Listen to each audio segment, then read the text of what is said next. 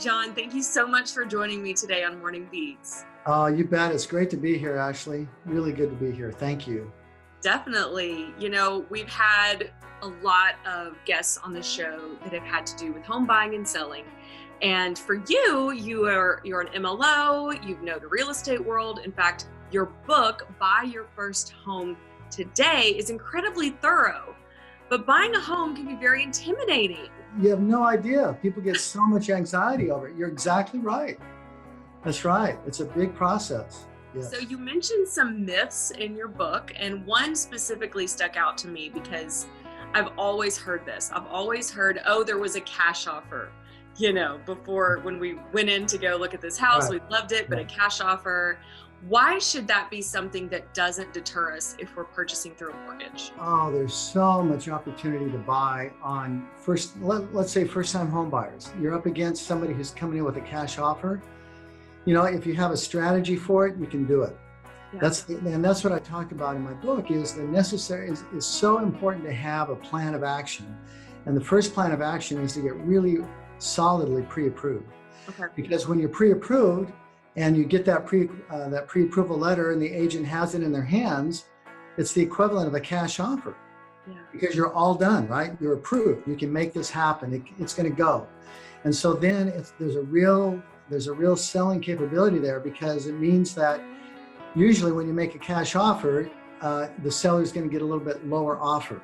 Mm-hmm. But here you have a first-time home buyer coming in with no contingencies, already approved, and is going to pay pretty much what the market is going to bear. And so in some ways, there's actually a better opportunity for first-time home buyers and repeat buyers than there are for cash buyers. To be intimidated by cash buyers is ridiculous. It really is. You may not get every bid that you put in, but the important thing is not to be intimidated by it, because, and here's what's really important that I've found out, that I've realized in the past, is a lot of the people that are selling the home, they want to leave what I call a neighborhood legacy. And so they're not interested in just going for the best offer or a cash offer. Mm-hmm. They want to find out about the individual people buying their home. And they may not want to sell to an investor that's just going to flip it and rent it. Right. Right. And they may take a less price for it. They may take somebody who still needs to go through the mortgage process. They may do that knowing that they want their neighbors to be happy. They don't want to leave, in this vacuum and say, well, I don't care. Most sellers do care. That's really good. That's a really good point to make, because that's one of those kind of more emotional ties. Yes. With this business. Yeah. And that home is where their kids might have taken their first steps. I mean, the house is actually a living, organic being, and it has memories. It has everything that goes with it. So, there's emotion set into it. It's not just a matter of saying, right. Buy or sell, hurry.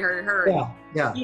Something that I do want to point on these before in this short little time that we have, because I thought it was very interesting speaking about the emotional sides of things. You mentioned what you call the 3 C's. Yes. And these labels I thought were very important to remember as someone myself who will be looking to buy a new home soon. Uh-huh. So that helped me, and I would love for you to share with our viewers what those are and why they were important. Yeah, you bet. The 3 C's, the first one is credit. You've got to be able to get your credit in place so that you can qualify for lending.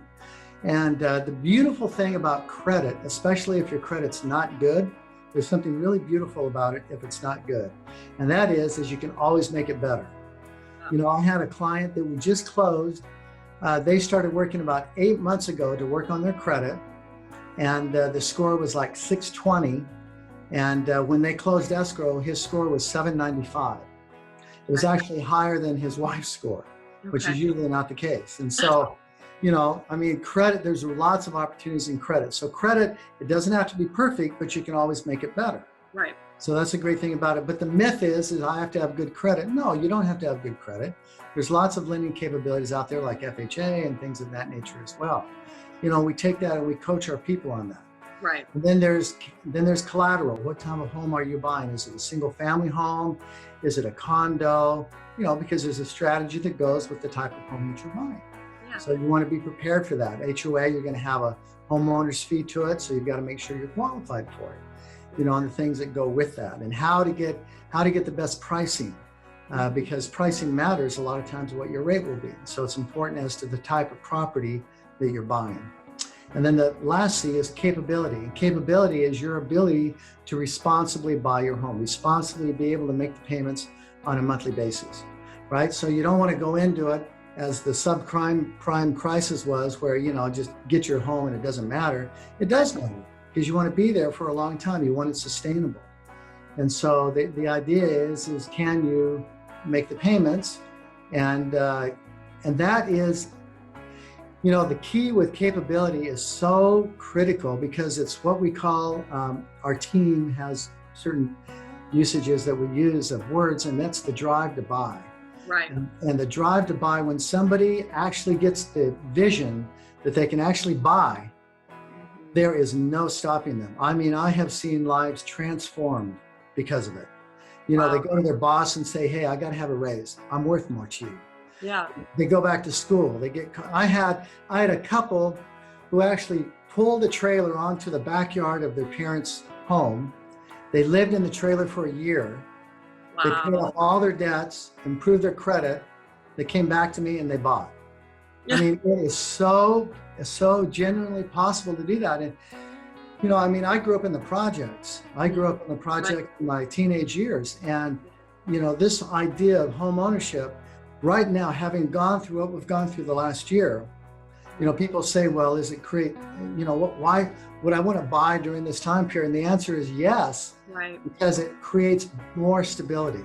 That's what it does. It creates a certain path of stability that you just can't find anywhere else. It's a great thing to do.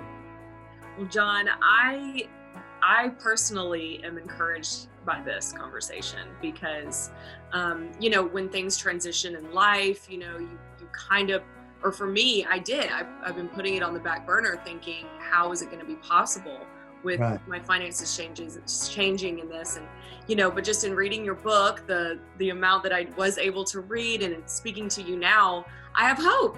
And I'm encouraged to look again. And John, thank you for your book. It's extremely thorough. Oh, you bet. And hopefully our viewers who are also interested in buying a home, their first home, will look it up and buy this book. So it's available, right, any book on site. Amazon. You bet.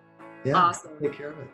Awesome. Well, John, this has been a great pleasure to talk with you. Thank you so much for taking this time with us. Oh, you're so welcome, Ashley. Thank you for the opportunity. Thank you, John. Have a great day. Okay, you too.